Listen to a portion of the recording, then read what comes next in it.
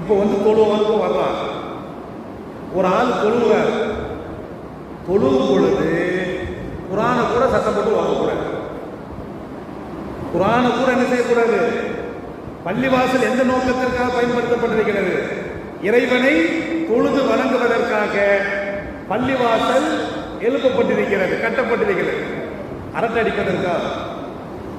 ஒரு ஆளு தொழுகிறாருன்னா அவருடைய தொழுகைக்கு இடையூறு தரும் வண்ணமாக சத்தம் போட்டு என்ன செய்யக்கூடாது? குரான் கூட ஓதக்கூடாது. சத்தம் போட்டு குரான் கூட ஓதக்கூடாது. ஹராமு அப்படின்னா சத்தம் போட்டு பேசலாமா? அமைதியா இருக்கு. என்ன செய்யணும்?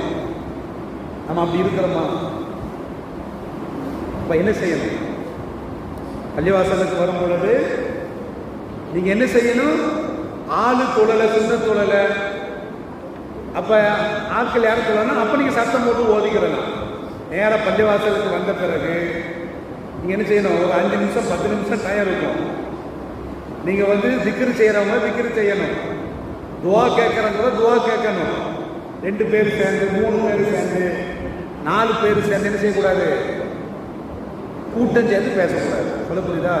அப்ப வர்றவங்க என்ன நினைப்பாங்க? அப்ப இறை இல்லத்திற்கு இவர்கள் கண்ணியம் கொடுக்க மாட்டார்கள் அப்படின்னு நினைப்பாங்க.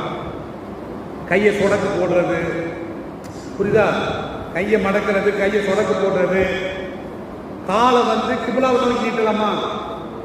நீட்டக்கூடாது. புரியுதா?